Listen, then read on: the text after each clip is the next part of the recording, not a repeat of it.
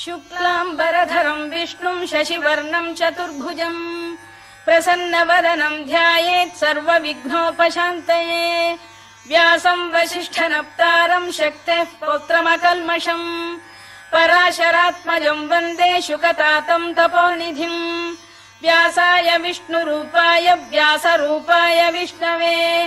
नमो वै ब्रह्मनिधये वासिष्ठाय नमो नमः अविकाराय शुद्धाय नित्याय परमात्मने सदैकरूपरूपाय विष्णवे सर्वजिष्णवे यस्य स्मरणमात्रेण जन्म संसारबन्धनात् विमुच्यते नमस्तस्मै विष्णवे प्रभविष्णवे ॐ नमो विष्णवे प्रभविष्णवे श्रीवैशम्पायन उवाच श्रुत्वा धर्मानशेषेण पावनानि च सर्वशः युधिष्ठिरः शान्तनवम् पुनरेवाभ्यभाषत युधिष्ठिर उवाच किमेकम् दैवतम् लोके किम् वाप्येकम् परायणम् स्तुवन्तः कङ्कमर्चन्तः प्राप्नुयुर्मानवा शुभम् को धर्मः सर्वधर्माणाम् भवतः परमो मतः किम् जपन्मुच्यते जन्तुर्जन्म संसारबन्धनात् श्रीभीष्म उवाच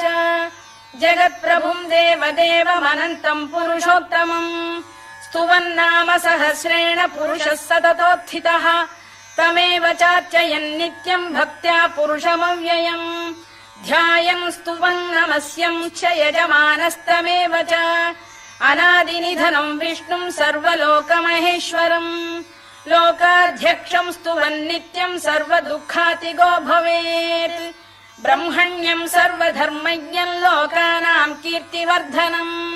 लोकनाथम् महद्भूतम् सर्वभूतभवोद्भवम् एष मे सर्वधर्माणाम् धर्मोऽधिकतमो मतः यद्भक्त्या पुण्डरीकाक्षम् स्तवैरच्चेन्नरः सदा परमम् यो महत्तेजः परमम् यो महत्तपः परमम् यो महद्ब्रह्म परमम् यः परायणम् पवित्राणाम् पवित्रम् यो मङ्गलानाम् च मङ्गलम् दैवतम् देवतानाम् च भूतानाम् यो व्ययः यतः सर्वाणि भूतानि भवन्त्यादियुगागमे यस्मिंश्च प्रलयम् यान्ति पुनरेव युगक्षये तस्य लोकप्रधानस्य जगन्नाथस्य भूपते विष्णोर्नाम सहस्रम् मे शृणु पापभयापहम् यानि नामानि गौणानि विख्यातानि महात्मनः ऋषिभिः परिगीतानि तानि वक्ष्यामि भूतये ऋषिर्नाम्नाम् सहस्रस्य वेदव्यासो महामुनिः छन्दोऽनुष्टुप् तथा देवो भगवान् देवकीसुतः अमृतांशुद्भवो बीजम् शक्तिर्देवकी नन्दनः त्रिसामाहृदयम् तस्य शान्त्यर्थे विनियुज्यते विष्णुम् जिष्णुम् महाविष्णुम् प्रभविष्णुम् महेश्वरम् अनेकरूपदैत्यान्तम् नमामि पुरुषोत्तमम् अस्य श्रीविष्णोर्दिव्यसहस्रनामस्तोत्रमहामन्त्रस्य श्रीवेदव्यासो भगवान् ऋषिः अनुष्टुप्छन्दः श्रीमहाविष्णुः परमात्मा श्रीमन्नारायणो देवता अमृतांशुद्भवो भानुरिति बीजम् देवकी नन्दन श्रेष्ठेति शक्तिः उद्भवः क्षोभणो देव इति परमो मन्त्रः शङ्खबृन्नन्दकी चक्रीति कीलकम् शार्ङ्गधन्वा गदाधर इत्यस्त्रम् रथाङ्गपाणिरक्षोभ्य इति नेत्रम् त्रिसामासामगः सामेति कवचम् आनन्दम् परब्रह्मेति योनिः ऋतुः सुदर्शनकाल इति दिग्बन्धः श्रीविश्वरूप इति ध्यानम् श्रीमहाविष्णुप्रीत्यर्थे सहस्रनाम जपे विनियोगः ध्यानम् क्षीरोदन्वत्प्रदेशे शुचिमणिविलसत्सैकते मौक्तिकानाम् माला क्लुप्तासनस्थस्फटिकमणिनिभैर्मौक्तिकैर्मण्डिताङ्गः शुभ्रैरभ्रैरदभ्रैरुपरि विरचितैर्मुक्तपीयूषवर्षैः आनन्दीन पुनीयादरिनलिन गदा शङ्खपाणिर्मुकुन्दः भूः पादौ यस्य नाभिर्वियदसुरनिलश्चन्द्रसूर्यौ च नेत्रे कर्णावाशा शिरोद्यौर्मुखमपि दहनो यस्य वास्तेयमब्धिः अन्तस्थं यस्य विश्वं सुरनरखगो भोगि गन्धर्व दैत्यैः चित्रं रम्यते तं त्रिभुवन वपुषं विष्णुमीशं नमामि। ॐ नमो भगवते वासुदेवाय। शान्ताकारं भुजगशयनं पद्मनाभं सुरेशं विश्वाधारं गगनसदृशं मेघवर्णं शुभाङ्गम् लक्ष्मीकान्तं कमलनयनं योगिहृद्ध्यानगम्यं वन्दे विष्णुं भवभयहरं सर्वलोकैकनाथम्। मेघश्यामं पीतकौशेयवासं श्रीवत्साङ्कं कौस्तुभोद्भासिताङ्गम् पुण्योपेतं पुण्डरीकायताक्षं विष्णुं वन्दे सर्वलोकैकनाथम्। नमः समस्तभूतानामादिभूताय भूभृते अनेकरूपरूपाय विष्णवे प्रभविष्णवे सशङ्खचक्रं सकिरीटकुण्डलं सपीतवस्त्रं सरसीरुहेक्षणम् सहारवक्षस्थलशोभिकौस्तुभं नमामि विष्णुं शिरसा चतुर्भुजम्। छायायां पारिजातस्य हेमसिंहासनोपरि आसीनमम्बुदश्याममायताक्षमलङ्कृतम् चन्द्राननं चतुर्बाहुं श्रीवत्साङ्कितवक्षसम् रुक्मिणी सत्यभामाभ्यां सहितं कृष्णमाश्रये।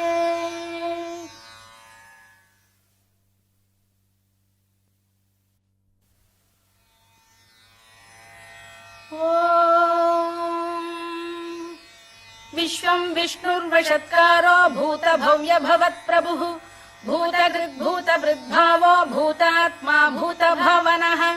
भूतात्मा परमात्मा च मुक्तानां परमागतिः अव्ययः पुरुषः साक्षी क्षेत्रज्ञोऽक्षर एव च योगो योगविदां नेता प्रधानपुरुषेश्वरः नारसिंहवपुः श्रीमान् केशवः पुरुषोत्तमः सर्वः शर्वः शिवस्थाणुर्भूतादिर्निधिरव्ययः सम्भवो भावनो भर्ता प्रभवः प्रभुरीश्वरः स्वयंभूः शम्भुरादित्यः पुष्कराक्षो महास्वनः अनादिनिधनो धाता विधाता धातुरुत्तमः अप्रमेयो ऋषिकेशः पद्मनाभोऽमरप्रभुः विश्वकर्मा मनुस्पष्टा स्थविष्ठस्थविरो ध्रुवः अग्राह्यः शाश्वतः कृष्णो लोहिताक्षप्रदर्दनः प्रभूतस्त्रिककुब्धाम पवित्रं मङ्गलम् परम् ईशानप्राणद प्राणो ज्येष्ठः श्रेष्ठः प्रजापतिः हिरण्यगर्भो भूगर्भो माधवो मधुसूदनः ईश्वरो विक्रमी धन्वी मेधावी विक्रमक्रमः अनुत्तमो दुराधर्ष्य कृतज्ञः कृतिरात्मवान् सुरेशः शरणं शर्म विश्वरेता प्रजाभवः अधः संवत्सरो व्याल प्रत्ययः सर्वदर्शनः अजः सर्वेश्वरः सिद्धः सिद्धिः सर्वादिरच्युतः वृषाकपिरमेयात्मा सर्वयोगविनिसृतः वसुर्वसुमनः सत्यः समात्मा संमितः समः अमोघः पुण्डरीकाक्षो वृषकर्मा वृषाकृतिः रुद्रो बहुशिरा बभ्रुर्विश्वयोनिः शुचिश्रवाः अमृतः शाश्वतस्थाणुर्वरारोहो महातपाः सर्वगः सर्वविद्भानुर्विश्वक्सेनो जनार्दनः वेदो वेदविदव्यङ्गो वेदाङ्गो वेदवित्कविः लोकाध्यक्षः सुराध्यक्षो धर्माध्यक्षः कृताकृतः चतुरात्मा चतुर्व्यूहश्चतुर्दंष्टश्चतुर्भुजः भ्राजिष्णुर्भोजनं भोक्ता सहिष्णुर्जगदादिजः अनघो विजयो जेता विश्वयोनिः पुनर्वसुः उपेन्द्रो वामनः प्रांशुरमोघः शुचिरूर्जितः अतीन्द्रः सङ्ग्रहः सर्गो धृतात्मा नियमो यमः वेद्यो वैद्यः सदा योगी वीरः माधवो मधुः अतीन्द्रियो महामायो महोत्साहो महाबलः महाबुद्धिर्महावीर्यो महाशक्तिर्महाद्युतिः अनिर्देश्य वपुः श्रीमान् अमे आत्मा महादृधृत् महेश्वासो महीभर्ता श्रीनिवासः सताङ्गतिः अनिरुद्धः सुरानन्दो गोविन्दो गोविदाम्पतिः मरीचिर्दमनो हंसः सुपर्णो भुजगोत्तमः हिरण्यनाभः सुतपाः पद्मनाभ प्रजापतिः अमृत्युः सर्वदृक्सिंहः सन्धाता सन्धिमान् स्थिरः अजो दुर्मर्षणः शास्ता विश्रुतात्मा सुरारिः गुरुर्गुरुतमो धाम सत्यः सत्यपराक्रमः निमिषो निमिषस्रग्वी वाचस्पतिरुदारधीः अग्रणीर्ग्रामणी श्रीमान् न्यायो नेता समीरणः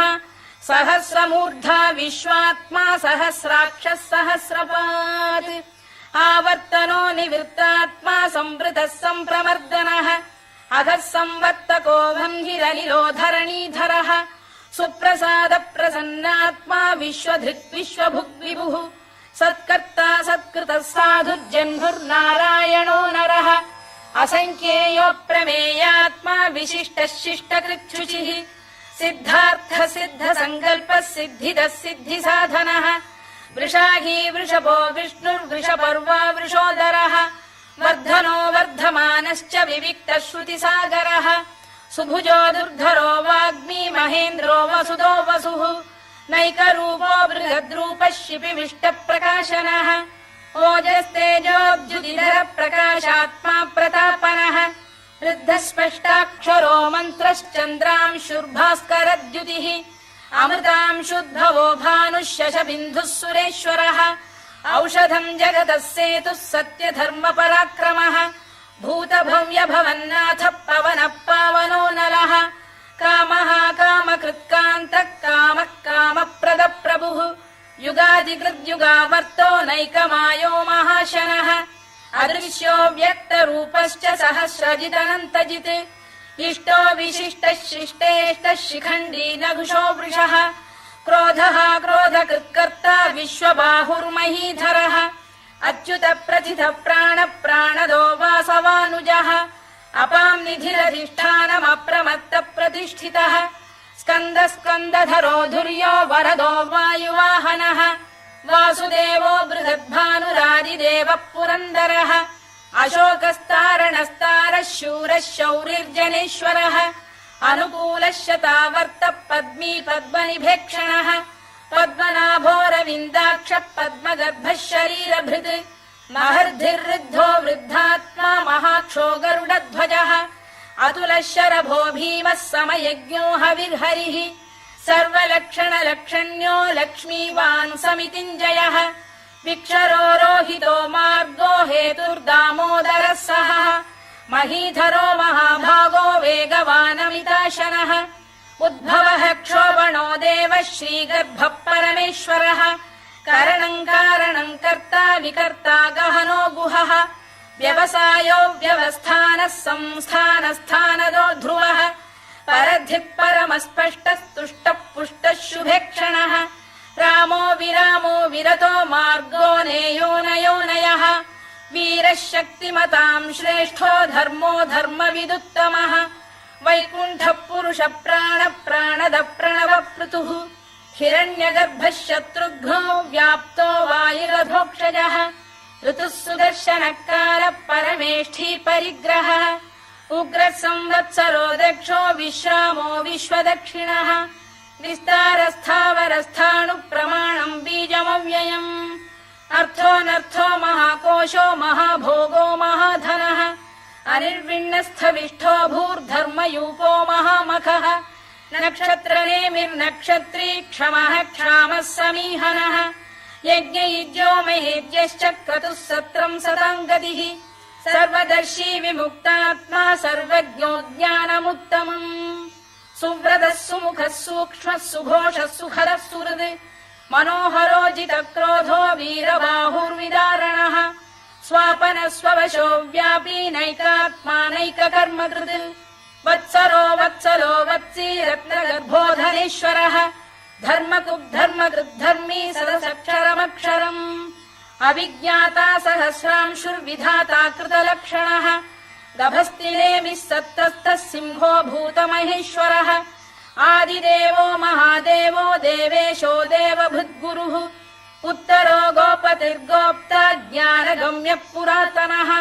शरीरभूतभृद्भोक्ता कपीन्द्रो भूरि दक्षिणः सोमपो मृतपः सोमः पुरुजिः पुरुसत्तमः विनयो जयः सत्यसन्धो दाशार्हः सात्वताम् पतिः जीवो विनयिता साक्षी मुकुन्दो मितविक्रमः अम्भो निधिरनन्तात्मा महोदधिशयोऽन्तकः अजो महार्घः स्वाभाव्यो जिता मित्रप्रमोदनः आनन्दो नन्दनो नन्दः सत्यधर्मात्रिविक्रमः महर्षि कपिलाचार्यः कृतज्ञो मेदिनीपतिः त्रिपदस्त्रिदशाध्यक्षो महाशृङ्गकृतान्तकृत्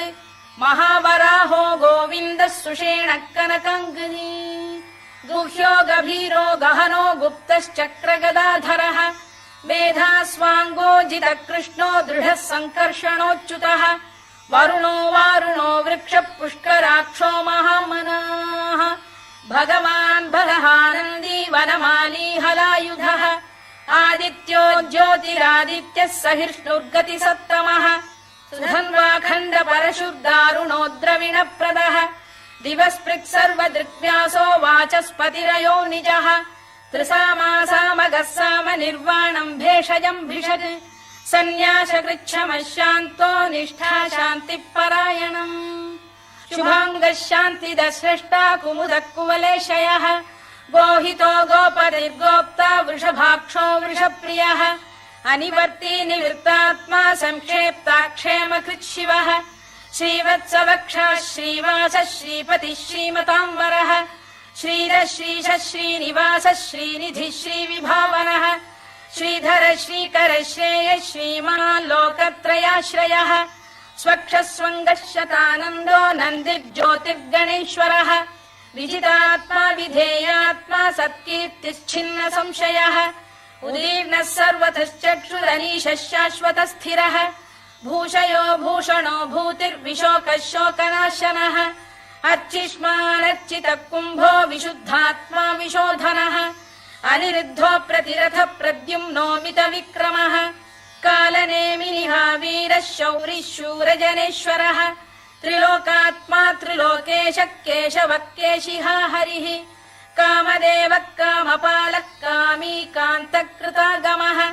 अनिर्देश्य वपुर्विष्णुर्वीरोऽनन्तो धनञ्जयः ब्रह्मण्यो ब्रह्मकृद्ब्रह्मा ब्रह्म ब्रह्मविवर्धनः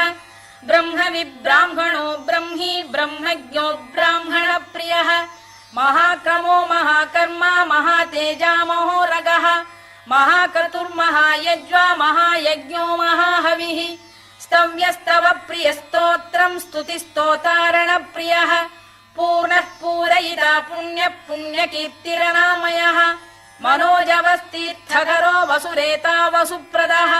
वसुप्रदो वासुदेवो वसुर्वसुमनाहविः सद्गतिः सत्कृतिः सत्ता सद्भूतिः सत्परायणः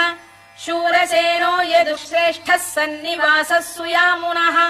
भूतावासो वासुदेवः सर्वासु निलयो नलः दर्पः दर्पदो दृप्तो दुर्धरोऽथा पराजितः विश्वमूर्तिर्महामूर्तिर्दीप्तमूर्तिरमूर्तिमान् अनेकमूर्तिरव्यक्तः शतमूर्तिः शताननः एकोनैकः स वक्र किम् यत्तत्पदमनुत्तमम् लोकबन्धुर्लोकनाथो माधवो भक्तवत्सलः सुवर्णवर्णो हेमाङ्गो वराङ्गश्चन्दनाङ्गदी वीरः विषमः शून्यो घृता क्षीरचरश्चलः अमानी मानदो मान्यो लोकस्वामी त्रिलोकधृत् सुमेधा मेधजो धन्यः सत्यमेधाधराधरः तेजो वृषोद्युतिधरः सर्वशस्त्रभृताम्बरः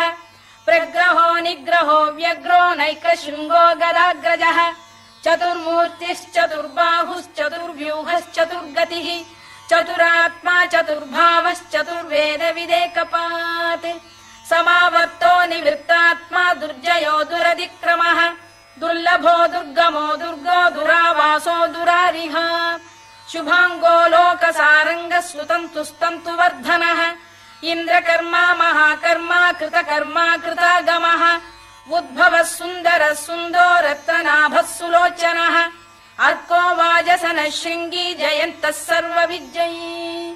सुवर्णबिन्दुरक्षोभ्यः सर्ववागीश्वरेश्वरः महाह्रदो महागर्तो महाभूतो महानिधिः कुमुद कुन्दर कुन्द पर्जन्यः पावनो निलः अमृताशोऽमृतवपुः सर्वज्ञः सर्वतोमुखः सुलभः सुव्रतः सिद्धः शत्रुजिच्छत्रुतापनः न्यग्रोधोदुम्बरोश्वत्थश्चाणूरान्ध्रैषूदनः सहस्रार्चिः सप्तजिह्वः सप्तैधा सप्तवाहनः अमूर्तिरनघोचिन्त्यो भयकृद्भयनाशनः अणुबृहत्कृशस्थूलो गुणभिर्निर्गुणो महान् अधृतस्वधृतस्वास्य प्राग्वंशो वंशवर्धनः भारभृत्कथितो योगी योगीशः सर्वकामदः आश्रमश्रमणः क्षामः सुपर्णो वायुवाहनः धनुर्धरो धनुर्वेदो दण्डो दमयिता दमः अपराजितः सर्वसहो नियन्ता नियमो यमः सत्त्ववान् सात्विकः सत्यः सत्यधर्मपरायणः अभिप्रायप्रियार्होर्ह प्रियकृत्प्रीतिवर्धनः विहाय सगतिर्ज्योतिः सुरुचिर्कुतभुक् विभुः रविर्विरोचनः सूर्यः सवितारविलोचनः अनन्तो हुतभुग्भोक्ता सुखदो नैकजोऽग्रजः अनिर्विण्णः सदामर्षी लोकाधिष्ठानमद्भुतः सनात्सनातनतमः कपिलः कपिरव्ययः स्वस्तिदः स्वस्तिकृत् स्वस्ति स्वस्ति भुक् स्वस्ति दक्षिणः अरौद्रः कुण्डली चक्री विक्रम्यूर्जितशासनः शब्दातिकः शब्दसः शिशिरः शर्वरीकरः अक्रूरपेशलो दक्षो दक्षिणः क्षमिणाम्बरः विद्वत्तमो वीतभयः पुण्यश्रवणकीर्तनः उत्तारणो दुष्कृतिः पुण्यो दुःस्वप्ननाशनः वीरः रक्षणः सन्तो जीवनः पर्यवस्थितः अनन्तरूपोऽनन्तः श्रीर्जितमन्युर्भयापहः चतुरश्रो गभीरात्मा विदिशो व्यादिशो दिशः अनाधिर्भूर्भुवो लक्ष्मी सुवीरो रुचिराङ्गदः जननो जनजन्मादिर्भीमो भीमपराक्रमः आधारनिलयो धाता पुष्पहास प्रजागरः ऊर्ध्वगः सत्पथाचार प्राणद प्रणवप्रणः प्रमाणम् प्राणनिलय प्राणभृत्प्राणजीवनः तत्त्वम् तत्त्वविदेकात्मा जन्म मृत्युजरातिगः भूर्भुवः स्वस्तरुस्तारः सविता प्रपितामहः यज्ञो यज्ञपतिर्यज्वा यज्ञाङ्गो यज्ञवाहनः यज्ञभृद्यज्ञकृद्यज्ञी यज्ञभुग्यज्ञसाधनः यज्ञान्तकृद्यज्ञगुह्यमन्नमन्नाद एव च आत्मयोनिः स्वयम् जातो वैखानः सामगायनः देवकीनन्दन स्रष्टा क्षितीशः पापनाशनः शङ्खबृन्नन्दकी चक्री शार्ङ्गधन्वा गदाधरः तथाङ्गपाणिरक्षोभ्यः सर्वप्रहरणायुधः सर्वप्रहरणायुधवो नम इति वनमाली गरीशाङ्गी शङ्खी चक्री च नन्दकी श्रीमान्नारायणो विष्णुर्वासुदेवोऽभिरक्षतु वनमाली गरीशाङ्गी शङ्खी चक्री च नन्दकी श्रीमान्नारायणो विष्णुर्वासुदेवोऽभिरक्षतु वनमाली गरीशाङ्गी शङ्खी चक्री च नन्दकी श्रीमान्नारायणो विष्णुर्वासुदेवोऽभिरक्षतु इतीदम् कीर्तनीयस्य केशवस्य महात्मनः नाम्नाम् सहस्रम् दिव्यानामशेषेण प्रकीर्तितम् य इदम् शृणुयान् नित्यम् यश्चापि परिकीर्तयेत् नाशुभम् प्राप्नुयात् किञ्चित् सोमुत्रेह च मानवः वेदान्तको ब्राह्मणः स्यात् क्षत्रियो विजयी भवेत् वैश्यो धनसमृद्धः स्यात् क्षूद्रः सुखमवाप्नुयात् धर्मार्थी प्राप्नुयात् धर्ममर्थार्थी चार्थमाप्नुयात् कामानवाप्नुयात् कामी प्रजार्थी चाप्नुयात् प्रजाम् भक्तिमान् यः सदोत्थाय शुचिस्तद्गतमानसः सहस्रम् वासुदेवस्य नाम्नामेतत् प्रकीर्तयेत् यशः प्राप्नोति विपुलम् याति प्राधान्यमेव च अचलाम् श्रियमाप्नोति श्रेयः प्राप्नोत्यनुत्तमम् न भयम् क्वचिदाप्नोति वीर्यम् तेजश्च विन्दति भवत्यरोगोद्युतिमान् बलरूपगुणान्वितः रोगार्तो मुच्यते रोगात् बद्धो मुच्येत बन्धनात् भयान्मुच्येत भीतस्तु मुच्येतापन्न आपदः दुर्गाण्यतितरत्याशु पुरुषः पुरुषोत्तमम् स्तुवन्नाम सहस्रेण नित्यम् भक्ति समन्वितः वासुदेवाश्रयो मर्त्यो वासुदेवपरायणः सर्वपापविशुद्धात्मा याति ब्रह्म सनातनम् न वासुदेव भक्तानामशुभम् विद्यते क्वचित् जन्म मृत्युजरा व्याधि भयम् नैवोपजायते इमम् स्तवमधीयान श्रद्धा भक्ति समन्वितः युज्येतात्मसुखक्षान्ति श्रीधृति स्मृति कीर्तिभिः न क्रोधो न च मात्सर्यम् न लोभो न शुभा मतिः भवन्ति कृतपुण्यानाम् भक्तानाम् पुरुषोत्तमे द्यौः स चन्द्रार्कनक्षत्राखम् दिशो भूर्महो दधिः वासुदेवस्य वीर्येण विधृतानि महात्मनः ससुरासुरगन्धर्वम् स यक्षोरगराक्षसम् जगत्वशे वर्ततेदम् कृष्णस्य सचराचरम् इन्द्रियाणि मनो बुद्धिः सत्त्वम् तेजो बलम् धृतिः वासुदेवात्मकान्याहुः क्षेत्रम् क्षेत्रज्ञ एव च सर्वागमानामाचार प्रथमम् परिकल्पते आचार प्रभवो धर्मो धर्मस्य प्रभुरच्युतः ऋषयः पितरो देवा महाभूतानि धातवः जङ्गमा जङ्गमम् चेदम् जगन्नारायणोद्भवम्